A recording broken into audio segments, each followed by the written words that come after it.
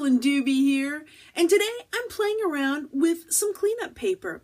This was from cleaning off my brayer when I was jelly printing, and when I'm cleaning off that brayer, sometimes the papers kind of just speak to me, yell out at me, make something with me, don't add any more brayering to me. So I'm listening today. I'm taking that paper and I'm going to add a little bit more to it.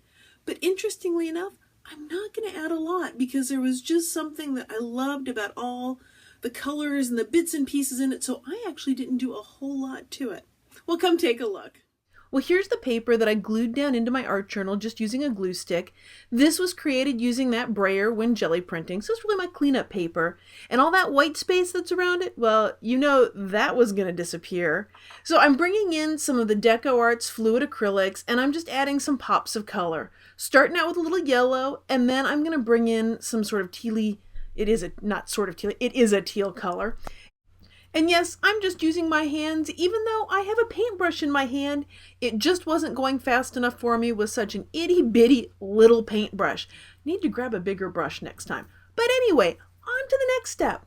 I want to get some pattern on here. I'm so excited with those rich undercolors there. Oh, and with washi tape and some of the colors coming through, and it's going to be great. I'm going to put all of this elaborate detail all over with all these patterns from washi tapes, and I start putting down the washi tapes, and no, that's not the right one. But that's okay. I have more to choose from. I'm going to pick a different one. So I'm going to, I'm carefully deciding which washi tape I want to go with next, because you know what? I love these things, and I put it down there, and no, that one's not working either. But that's okay. I've got a big tub of these. Love these things. This was a treat to myself recently. And yeah, something in here's got to work. I mean, it just has to, right? I mean, look at all these things. Well, what's really going on here is my muse pointing out to me who is boss in this little endeavor. No matter how many times I look through that box, no matter how perfectly I think the colors on that tape would go with the colors on this page, is not going to work. This is not the direction my muse wants me to go, because I was heading into all my super elaborate, put everything everywhere, and kind of go for that overdone look that I so love doing. So I decided I'm just going to listen to my muse, and I'm going to go with something a little simpler. Now this is a doorway that I've printed out on Craft Attitude. I am trimming it up about as carefully as I trim anything up. That's my version of fussy cutting there. All the directions for how to use Craft Attitude are on the package, and I'm just hitting that with some glue stick. I got this doorway from Tumblefish Studio over at Mischief Circus, and I've got a link to the kit over on my blog for you if you want to see more of her great stuff. And normally before I actually put this down on the paper, I actually start the process of peeling the Craft Attitude from the backing. And yeah, I didn't do that this time. So this is going to come back to get me, because I'm going to have to keep working the corners until I can get it to separate. But you know what? Yep, this one's an oops, an outstanding opportunity presenting suddenly. I forgot to get this started before I actually stuck it down, so now I'm going to have to work that corner, and what's the opportunity in this? The opportunity is for me to remember to start this before I actually glue it down. But once I peel off that backing, now it looks like this awesome image transfer that was done really easily compared to, well, every other form of image transfer that I know. Well, I've grabbed my stencil called Use Your Words from over at Stencil Girl, and I picked the word freedom from this that I want to add big and bold as the title here. So I'm tracing it with a fine point Sharpie marker. And the reason why I chose freedom is because there is a lot of freedom in keeping things very clean and crisp and simple. So not doing my usual overdoing of putting a million things on it. I'm keeping it. Gonna go a little zen feeling with this. Also, this whole tracing things around, this is about as zen as I get with things.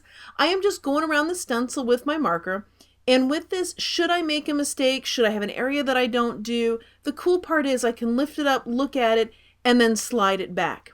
Now, why am I scribbling that pen over there? Well, because as I'm writing over this paint, I'm noticing that my pen stops working quite as it should. Now, I'm no pen engineer, but I think what's happening is there's some kind of residue or something from the dried paint, and it is totally dry, that is blocking or clogging up the tip of my felt tip pen here. So that's why by writing it off on a piece of clean, plain paper, that's clearing off that tip, and then the pen starts to work as it should. Well, here it is traced, and now I'm going to go and fill in any of the gaps. And yes, I still have to clean off that pen tip because when it doesn't work quite as well, that's pretty much saving my Sharpie marker by doing that.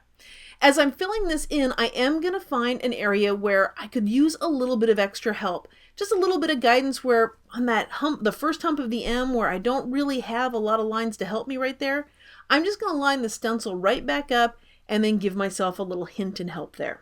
Well, as I'm finished tracing this or filling in the lines here, I have a favor to ask of you. If you're enjoying this video, I'd love it if you gave it a thumbs up or a like or whatever it is wherever you're watching it. And of course, if you know of somebody that you think would enjoy this, I'd love it if you'd share it with them. And if you want to see more of what I'm doing, hit that subscribe button so that you'll never miss one of my new videos. Well, now that I've got the lines drawn in, now I'm going to fill it in with paint.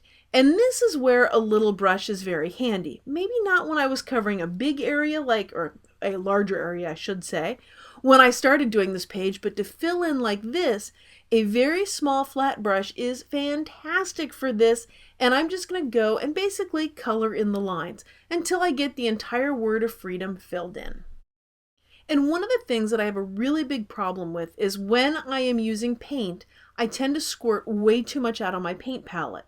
But if I'm using a very small brush like this, I can just dip paint usually right out of the lid of the jar or the bottle. And I'm using the Deco Art Fluid Acrylics for this too.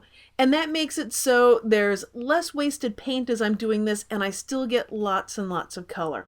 Well, about this time, I started to have the urge to slather on a whole lot of layers, lots and lots of color, but my muses said for me to keep this uncomplicated, and that's what I'm going to do. Even though I have that urge, I still want to grab that washi tape, I'm going to trust the muse. Well, thanks for joining me. If you'd like to see more of what I'm up to, you can find me over on my blog at acolorfuljourney.com. Thanks for being a part of this colorful journey.